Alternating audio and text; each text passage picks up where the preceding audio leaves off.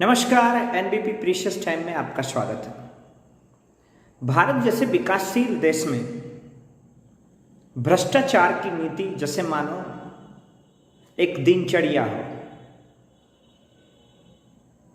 और राजनेता और प्रशासनिक अधिकारियों के द्वारा जिस प्रकार भारत में भ्रष्टाचार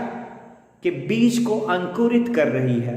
पुष्पित कर रही है, वो कहीं ना कहीं भारत जैसे विकासशील देश के लोकतांत्रिक प्रक्रिया को शर्मसार करती है। यूं तो भ्रष्टाचार और राजनीति और राजनेता में बहुत बड़ा संबंध है। ऐसा मानो कि कभी कभी ऐसा भी लगता हो कि भ्रष्टाचार और राजनेता दोनों एक दूसरे के पर्यायवाची शब्द हैं, और अगर राजनेता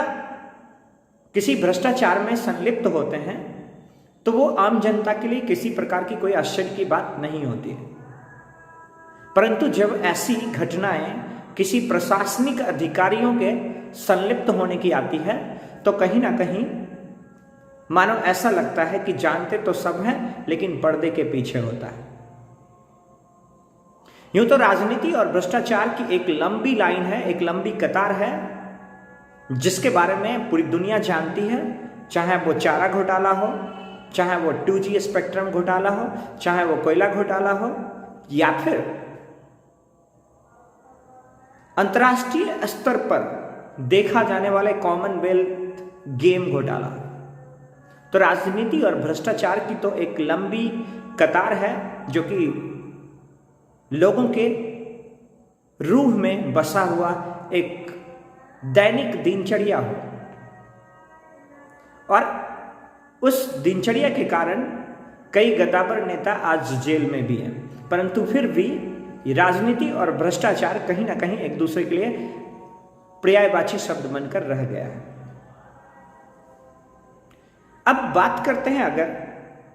कि अभी जिस प्रकार मौजूदा सरकार, महाराष्ट्र के मौजूदा सरकार में जो पुलिस महानिदेशक के द्वारा प्रशासनिक अधिकारियों एवं जो राजनेता हैं उनकी संलिप्तता की जो कहानी या जो प्रकाश सामने आया है उस पर हम प्रकाश डालना चाहेंगे। महाराष्ट्र के मौजूदा पुलिस निदेशक परमबीर सिंह के द्वारा अपने ही विभाग के मंत्री अनिल देशमुख जी पर गुंडा की तरह वसूली करने का आरोप लगाया है। यदि प्रशासनिक अधिकारी जो खुद पुलिस महानिदेशक हैं,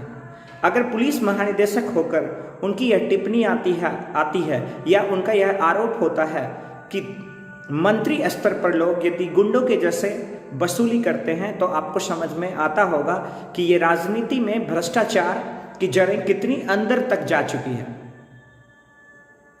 इसकी जड़ें आज इतनी मजबूत और इतनी गहरी हो चुकी है जहां पर प्रशासनिक अधिकारियों को आज राजनेता एक भ्रष्टाचार टूल किट की तरह यूज करते हैं, या फिर आप यूं कहें कि एक भ्रष्टाचार किट या एक भ्रष्टाचार प्रतिशत कट के रूप में प्रयोग करते हैं। इस प्रतिशतता कट की कहानी